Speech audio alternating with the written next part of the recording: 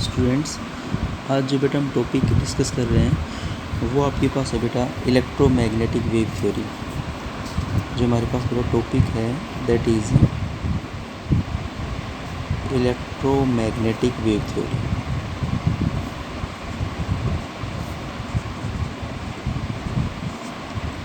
अब बेटा जब हम बात कर रहे हैं इलेक्ट्रोमैग्नेटिक वेव थ्योरी के बारे में, ठीक है, तो इस थ्योरी को जो बेटा जिस साइंटिस्ट ने इसको दिया था दैट इज़ गिवन बाई, उस साइंटिस्ट का नाम था बेटा given by James Clerk Maxwell. James Clerk Maxwell. तो ये जो बेटा थ्योरी थी इसको देने वाला साइंटिस्ट थे जेम्स क्लार्क मैक्सवेल। इन्होंने बेटा 1864 के अंदर इस थ्योरी को दिया था। अब इलेक्ट्रोमैग्नेटिक वेव थ्योरी क्या है बेटा? सिंपली जेम्स क्लार्क मैक्सवेल ये कहते हैं कि हमारे पास कोई भी सोर्स हो, ठीक है, जैसे मान लो बेटा मेरे पास कोई हीटेड रोड है, कोई रोड है जो बहुत गर्म है, ठीक है, या बेटा इसके अलावा मान लो कि मेरे पास बेटा कोई बल्ब का फिलामेंट है जिसके अंदर करंट फ्लो कर रहा है। ये बेटा कोई बल्ब का फिलामेंट है जिसके अंदर इलेक्ट्रिक करंट फ्लो कर रहा है, ठीक है, इसमें बेटा इलेक्ट्रिक करंट फ्लो कर रहा है। तो ये थ्योरी बेटा ये कहती है कि हमारे पास कोई भी सोर्स हो, चाहे वो हीटेड रोड हो या बल्ब का फिलामेंट हो जिसके अंदर बेटा इलेक्ट्रिक करंट फ्लो कर रहा है, तो यहाँ से जो एनर्जी इमिट होगी बेटा, यहाँ से जो एनर्जी इमिट होगी बेटा वो कंटिन्यूसली इमिट होगी। यहाँ से एनर्जी बाहर निकलेगी जो कि बेटा कंटिन्यूसली एनर्जी इमिट होगी, और ये जो बेटा एनर्जी है ये वेव की फॉर्म में होगी। वेव या बेटा इसको हम बोल सकते हैं ये एनर्जी बेटा रेडिएशन की फॉर्म में होगी, ठीक है। तो हमारे पास कोई भी सोर्स हो, चाहे हीटेड रोड हो या बल्ब का फिलामेंट हो, यहाँ से जो एनर्जी इमिट होगी ये एनर्जी कंटिन्यूसली इमिट होती रहेगी, यहाँ से लगातार बाहर निकलती रहेगी बेटा। और ये जो बेटा एनर्जी है ये वेव की फॉर्म में या रेडिएशन की फॉर्म में होगी। इसी को बेटा हम बोलते हैं, सेकंड नेम होता है इसका रेडिएंट एनर्जी। रेडिएंट एनर्जी मतलब एनर्जी वेव की फॉर्म में या रेडिएशन की फॉर्म में। सेकंड, ये तो बेटा इसका फर्स्ट पॉइंट था। सेकंड पॉइंट बेटा ये थ्योरी ये कहती है कि जो भी रेडिएशंस होती हैं, जो भी यहाँ से रेडिएशंस बाहर निकलेंगी किसी भी सोर्स से, वो बेटा रेडिएशंस के साथ इलेक्ट्रिक फील्ड और मैग्नेटिक फील्ड दोनों एसोसिएटेड होती हैं। इट मीन्स उस रेडिएशन में इलेक्ट्रिक फील्ड भी होगी, that is electric field, plus बेटा उस रेडिएशन में मैग्नेटिक फील्ड भी होगी, दैट इज़ मैग्नेटिक फील्ड। दोनों चीज़ें बेटा प्रेजेंट होंगी, इलेक्ट्रिक फील्ड भी होगी बेटा और मैग्नेटिक फील्ड भी होगी। और ये जो बेटा इलेक्ट्रिक फील्ड है और ये जो मैग्नेटिक फील्ड है ये दोनों एक दूसरे के परपेंडिकुलर डायरेक्शन में ऑसिलेट करेंगी, ठीक है। ये बेटा ऑसिलेट करेंगी perpendicular to each other, perpendicular to each other. ये बेटा एक दूसरे के परपेंडिकुलर डायरेक्शन में ऑसिलेट करेंगे, ठीक है। और जिस डायरेक्शन में आपकी वेव जा रही है उस डायरेक्शन के भी परपेंडिकुलर होंगी, ठीक है। ये परपेंडिकुलर एक दूसरे के तो परपेंडिकुलर होंगी बेटा, प्लस जिस डायरेक्शन में आपकी वेव फ्लो कर रही है, ठीक है ना। जैसे मान लो बेटा कि ये हमारे पास एक वेव फ्लो कर रही है, ठीक है, इसमें इस प्रकार से कुछ है बेटा, ठीक है। अब मान लेते हैं कि बेटा ये हमारे पास इलेक्ट्रिक फील्ड वाला कंपोनेंट है, तो मैग्नेटिक फील्ड इसके परपेंडिकुलर डायरेक्शन में, तो जो बेटा मैग्नेटिक फील्ड का कंपोनेंट होगा वो इसके परपेंडिकुलर डायरेक्शन में होगा बेटा, वो इसके परपेंडिकुलर डायरेक्शन में होगा, ठीक है। तो ये जो सॉलिड लाइन वाला बेटा अगर कंपोनेंट इलेक्ट्रिक फील्ड कंपोनेंट है, इलेक्ट्रिक फील्ड कंपोनेंट, तो बेटा ये जो डॉटेड वाला है ये मैग्नेटिक फील्ड कंपोनेंट है, that is magnetic field component, ठीक है बेटा। और ये एक दूसरे के परपेंडिकुलर डायरेक्शन में है, ये इलेक्ट्रिक फील्ड कंपोनेंट, ये हमारे पास मैग्नेटिक फील्ड कंपोनेंट, और बेटा दोनों के बीच में ये जो एंगल होगा दैट इज़ 90 डिग्री। इसी तरह बेटा ये जिस डायरेक्शन में वेव फ्लो कर रही है ये भी एक दूसरे के परपेंडिकुलर है, ठीक है ना। ये वेव ऐसे फ्लो कर रही है आगे की तरफ, तो ये जो बेटा एंगल होगा ये एंगल भी बेटा आपके पास कितना होगा, दैट इज़ 90 डिग्री, 90 डिग्री, ठीक है। ये जो एंगल है बेटा, ठीक है, तो ये है इसकी प्रोपोगेशन की डायरेक्शन, जिस डायरेक्शन में वेव जा रही है। तो बेटा इसका नेक्स्ट पॉइंट ये था कि जो भी रेडिएशन होती है उसके पास इलेक्ट्रिक फील्ड कंपोनेंट मिलेगा, मैग्नेटिक फील्ड मिलेगा। दोनों इलेक्ट्रिक फील्ड और मैग्नेटिक फील्ड एक दूसरे के परपेंडिकुलर डायरेक्शन में ऑसिलेट करेंगे, ठीक है, और जिस डायरेक्शन में आपकी वेव जा रही है उसके भी परपेंडिकुलर डायरेक्शन में ऑसिलेट करेंगे। नेक्स्ट पॉइंट बेटा, ये जो भी रेडिएशन निकलती हैं, कोई भी सोर्स हो, चाहे वो आपकी हीटेड रोड हो या बल्ब का फिलामेंट हो, ठीक है, जो भी बेटा ये रेडिएशंस निकलती हैं, जो भी बेटा ये रेडिएशंस निकलती हैं, इनका वेव करेक्टर होता है, मतलब ये वेव की तरह होते हैं, वेव करेक्टर। और आपको पता है बेटा अगर इनका वेव करेक्टर होगा तो इनकी जो स्पीड है, ठीक है, वो लाइट की स्पीड के बराबर होगी। मतलब इनकी जो स्पीड है, जो वेलोसिटी है, वो वेलोसिटी ऑफ लाइट के बराबर होगी। मतलब ये जो भी रेडिएशंस निकलेंगी वेव की फॉर्म में, इनकी वेलोसिटी लाइट के बराबर होगी। वो बेटा कितने होते हैं, दैट इज़ 3 × 10⁸ मीटर पर सेकेंड, ठीक है। तो ये बेटा इसके कुछ मेन पॉइंट्स थे। इसके अलावा एक पॉइंट और भी था बेटा इसका, वो ये था कि इन वेव्स को ट्रैवल करने के लिए किसी मटेरियल मीडियम की रिक्वायरमेंट नहीं होती है, ठीक है। तो ये जो बेटा वेव्स हैं do not require any material medium. इनको बेटा ट्रैवल करने के लिए किसी मीडियम की रिक्वायरमेंट नहीं है, ठीक है। जैसे बेटा फॉर एग्जांपल सन रेज है, ठीक है, तो सन से जो बेटा रेज निकलती हैं, आपको पता है जो बेटा सन है, ठीक है, तो सन से जो भी बेटा रेज निकलती हैं यहाँ से, वो स्पेस से होते हुए और अर्थ तक पहुँचती है। और जो स्पेस है बेटा, जो बेटा हमारे पास जो बेटा स्पेस है, वो एक नॉन मटेरियल मीडियम है, that is non material medium, that is non material medium. तो बेटा जो सन से रेज निकलती हैं वो अर्थ पे आती हैं, वो स्पेस में ट्रैवल करती है, स्पेस में कोई मीडियम नहीं है, that is non material medium है, ठीक है। तो इट मीन्स इन रेज को ट्रैवल करने के लिए किसी मटेरियल मीडियम की रिक्वायरमेंट नहीं है। तो ये बेटा हमारे पास मेन पॉइंट्स थे, that is electromagnetic wave theory के, given by James Clerk Maxwell. Simple पहला पॉइंट ये कहता है कोई भी हीटेड रोड हो या बल्ब का फिलामेंट हो, वहाँ से एनर्जी लगातार बाहर निकलती रहेगी रेडिएशन की फॉर्म में, जिसको हम वेव बोलते हैं। इसी को हम बोलते हैं रेडिएंट एनर्जी। ये जो बेटा रेडिएशंस निकलती हैं, इनके पास इलेक्ट्रिक फील्ड कंपोनेंट भी है, मैग्नेटिक फील्ड भी कंपोनेंट है, और ये बेटा दोनों एक दूसरे के परपेंडिकुलर डायरेक्शन में ऑसिलेट करते हैं। ये इलेक्ट्रिक फील्ड कंपोनेंट है, ये बेटा आपके पास मैग्नेटिक फील्ड, और ये बेटा दोनों के बीच में 90 डिग्री का एंगल मिलेगा, और जिस डायरेक्शन में वेव जा रही है उनके बीच में भी 90 डिग्री का एंगल मिलेगा। ये जो बेटा रेडिएशन है, इनका वेव करेक्टर होता है, ये वेव जैसी प्रॉपर्टी शो करते हैं। तो बेटा इनकी जो स्पीड है वो लाइट के बराबर होगी, 3 × 10⁸ मीटर पर सेकेंड, ठीक है बेटा। उसके अलावा बेटा इन वेव्स को ट्रैवल करने के लिए किसी मीडियम की रिक्वायरमेंट नहीं है। जैसे बेटा सन रेज है, ये भी तो इलेक्ट्रोमैग्नेटिक रेज है भाई, तो ये बेटा स्पेस में ट्रैवल करती हैं, जो कि नॉन मेटेरियल मीडियम है। अब बेटा जो भी वेव्स हैं इनकी कुछ करेक्टरिस्टिक्स होती हैं। तो बेटा अब हम बात कर रहे हैं that is characteristics of wave. Characteristics of waves कि भी वेव्स की क्या क्या करेक्टरिस्टिक्स होती है, क्या क्या इसकी प्रॉपर्टीज़ होती हैं, ठीक है बेटा।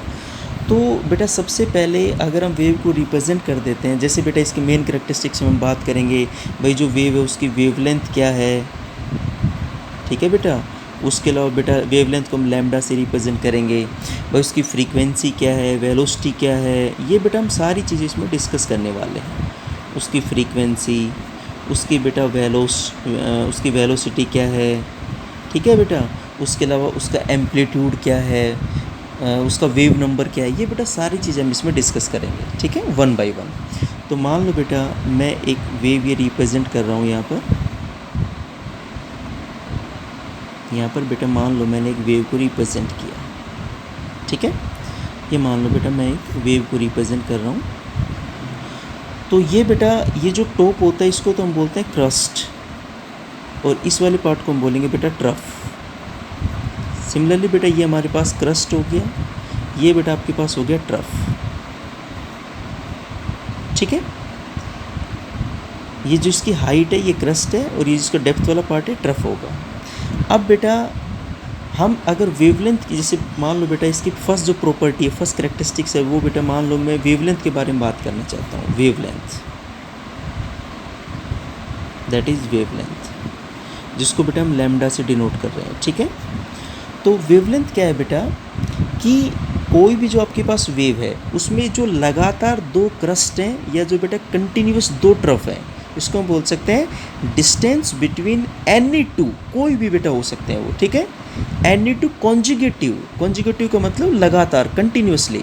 तो बेटा जो कंटिन्यूसली दो क्रस्ट हैं, या जो बेटा कंटिन्यूसली ये जो ट्रफ है, इनके बीच की जो डिस्टेंस है, इसी डिस्टेंस को बेटा हम बोलते हैं वेवलेंथ। तो ये बेटा जो डिस्टेंस हो गया इसको हम बोलेंगे वेवलेंथ, जिसको हम लैम्डा से डिनोट कर रहे हैं। ये जो बेटा डिस्टेंस है इसको हम क्या बोलेंगे बेटा, वेवलेंथ। तो वेवलेंथ क्या है बेटा, ये डिस्टेंस है बेटा किसके बीच में, एनी टू कॉन्जुगेटिव क्रस्ट और ट्रफ, क्रस्ट और ट्रफ। बेटा कोई भी दो लगातार क्रस्ट, कोई ज़रूरी नहीं बेटा ये दोनों, ये और ये दोनों भी हो सकते हैं, लेकिन लगातार होने चाहिए, ठीक है। तो जो भी लगातार दो क्रस्ट हैं, या जो बेटा लगातार दो ट्रफ होंगे, उनके बीच की जो डिस्टेंस है इसी को हम बोलते हैं बेटा वेवलेंथ, ठीक है। अब आपको पता है कि एक्चुअली में डिस्टेंस है, तो इसमें जो यूनिट होंगी वो जो लेंथ की जो बेटा यूनिट होती हैं इसकी, तो बेटा अगर मैं इसकी यूनिट की बात करूँ, वेवलेंथ की यूनिट, तो बेटा हम इसको मेज़र कर सकते हैं एंगस्ट्रॉम में, ठीक है, एंगस्ट्रॉम में, या बेटा आप इसको मेज़र कर सकते हो मीटर में, या बेटा आप इसको मेज़र कर सकते हो सेंटीमीटर में, या बेटा आप इसको नैनोमीटर मेज़र कर सकते हो, मतलब किसी में मेज़र कर सकते हो। जो लेंथ की जो जनरली यूनिट होती है उसको आप वेवलेंथ के लिए यूज़ कर सकते हो। और आपको ये भी पता है, सिंपल सी बात है कि अगर बेटा मैं बात करता हूँ 1 एंगस्ट्रॉम कितना होता है, 10⁻⁻10 मीटर, या बेटा सेंटीमीटर में कितना हो जाएगा, इसको बेटा 100 से मल्टीप्लाई करेंगे तो 10⁻8 सेंटीमीटर। इसी तरह बेटा 1 नैनोमीटर कितना होता है बेटा, 10⁻9 मीटर, ठीक है। इसी तरह बेटा 1 पिकोमीटर दैट इज़ 10⁻12 मीटर। तो बेटा ये आपके पास जो पहली करेक्टरिस्टिक्स थी दैट इज़ व्हाट बेटा, ये आपके पास था वेवलेंथ, कोई भी दो लगातार क्रस्ट या बेटा दो लगातार ट्रफ के बीच की दूरी, ठीक है बेटा। जो बेटा हमारे पास नेक्स्ट करेक्टरिस्टिक्स आती है वो बेटा आपके पास है फ्रीक्वेंसी। तो जो बेटा हम नेक्स्ट करेक्टरिस्टिक्स की बात कर रहे हैं दैट इज़ फ्रीक्वेंसी, ठीक है बेटा, इसको हम न्यू से डिनोट करेंगे। देखो बेटा फ्रीक्वेंसी क्या है। अब बेटा जब मैं फ्रीक्वेंसी के बारे में बात करता हूँ तो बेटा जो फ्रीक्वेंसी है उसको हम सिंपली ये बोल सकते हैं कि भाई किसी भी एक पर्टिकुलर पॉइंट से, ठीक है, कोई भी वन पॉइंट है, ठीक है बेटा, किसी भी वन पर्टिकुलर पॉइंट से एक सेकंड के अंदर, टाइमिंग बेटा जो मैं बात कर रहा हूँ वो आपके पास है बेटा 1 सेकेंड, ठीक है। तो किसी भी एक पॉइंट से 1 सेकेंड में कितनी वेव्स पास होती हैं, कितनी नंबर ऑफ वेव्स पास हो रही है, उसी को हम बोलते हैं बेटा उस वेव की फ्रीक्वेंसी। तो बेटा इसको सिंपली मैं क्या बोल सकता हूँ, that is number of waves passing through a point,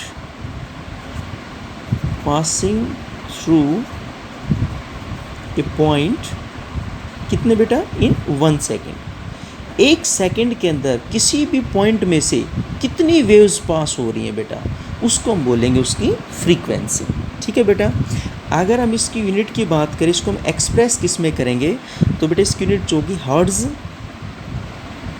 जिसको हम बेटा HZ से डिनोट करते हैं, या बेटा हो जाएगी दैट इज़ साइकिल पर सेकेंड, साइकिल्स पर सेकेंड। या बेटा इसको आप सिंपली सेकंड इन्वर्स भी बोल सकते हो आप इसको, second inverse.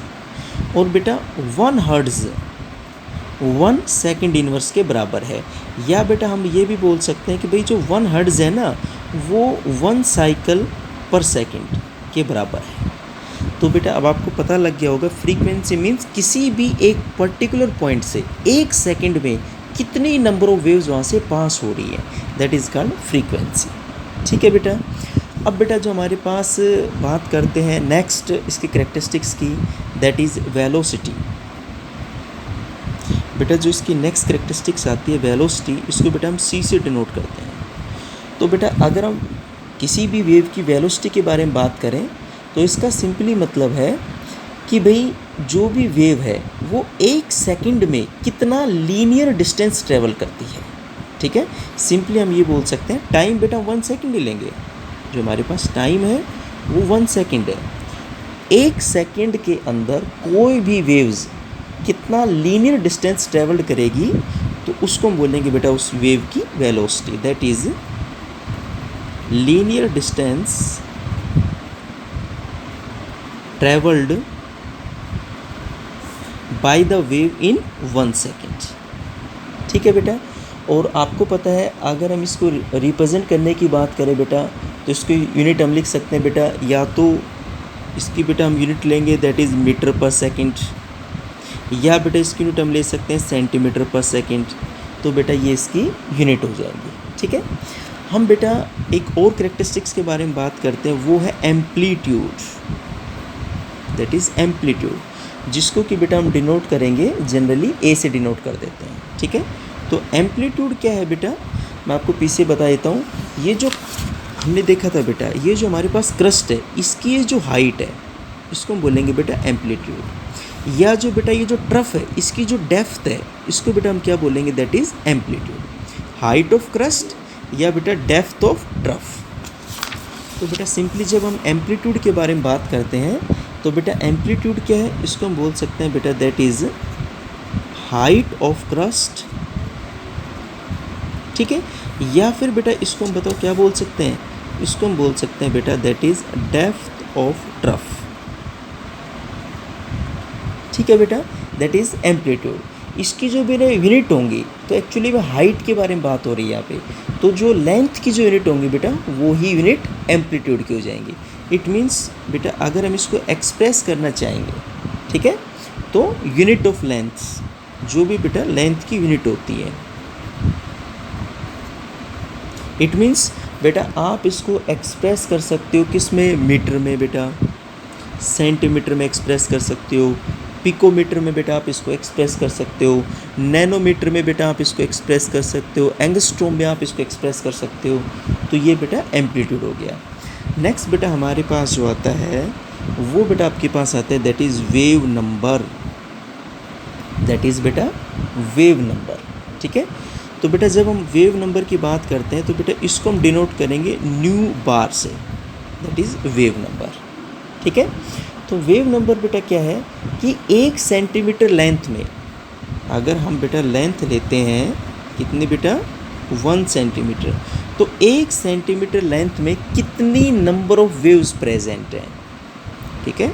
Number of waves जो प्रेजेंट हैं किस में बेटा 1 सेंटीमीटर लेंथ के अंदर, उसको हम बोलते हैं बेटा दैट इज़ वेव नंबर। इसको अभी मैंने बताया न्यू बार से डिनोट करते हैं, इसको बेटा हम लिखते हैं न्यू बार, न्यू बार। ठीक है। और आपको पता है बेटा कि जितनी वेव की लेंथ कम होगी, ठीक है ना, वेव लेंथ बेटा जितनी कम होगी, जितना ये डिस्टेंस कम होगा उतना ही वेव नंबर ज़्यादा होगा। ठीक है, उतनी मतलब ज़्यादा आएगी, सिंपल सी बात है, जो नंबर ऑफ वेव्स है वो ज़्यादा आएंगी। इट मीन्स बेटा हम सिंपली ये बोल सकते हैं कि जो वेव नंबर है वो इन्वर्सली प्रोपोर्शनल है वेव लेंथ के। अगर वेव की लेंथ ज़्यादा है तो नंबर कम बनेगा। भाई लेंथ तो 1 सेंटीमीटर ही लेंगे, तो अगर मान लो यहाँ पे ये डिस्टेंस कम होगा तो वेव ज़्यादा आएंगी। और बेटा अगर ये डिस्टेंस थोड़ा ज़्यादा हो गया, ये डिस्टेंस ज़्यादा हो गया तो जो नंबर ऑफ वेव्स है वो कम आएंगी। यहाँ पे डिस्टेंस कम है तो यहाँ पे वेव ज़्यादा कवर हो जाएंगी। और यहाँ पर बेटा ये डिस्टेंस अगर ज़्यादा है, ठीक है, मतलब वेवलेंथ अगर ज़्यादा है तो नंबर कम आएगा। ठीक है। तो wave number inversely proportional to बेटा वेव लेंथ। ठीक है बेटा, तो आपको पता है इसके अगर हम यूनिट की बात करें बेटा, तो आप वेवलेंथ को किस में रिप्रेजेंट करते हो, या तो मीटर में या सेंटीमीटर में। ठीक है बेटा, तो मान लो इसको मैं अगर वेवलेंथ को बेटा सेंटीमीटर में लेता हूँ, तो बताओ अगर बेटा मैं सेंटीमीटर यहाँ पे लिखूँगा तो न्यूमरेटर पार्ट में सेंटीमीटर इन्वर्स हो जाएगा, तो बेटा इसकी यूनिट क्या हो जाएगी, सेंटीमीटर इन्वर्स। या अगर इसको मीटर में लोगे तो मीटर इन्वर्स हो जाएगा बेटा। ठीक है, तो ये था बेटा इसकी कुछ कैरेक्टरिस्टिक्स। अब बेटा हम एक लास्ट पॉइंट और जान लेते हैं कि भाई रिलेशनशिप क्या होता है, that is relationship between velocity, wavelength and frequency.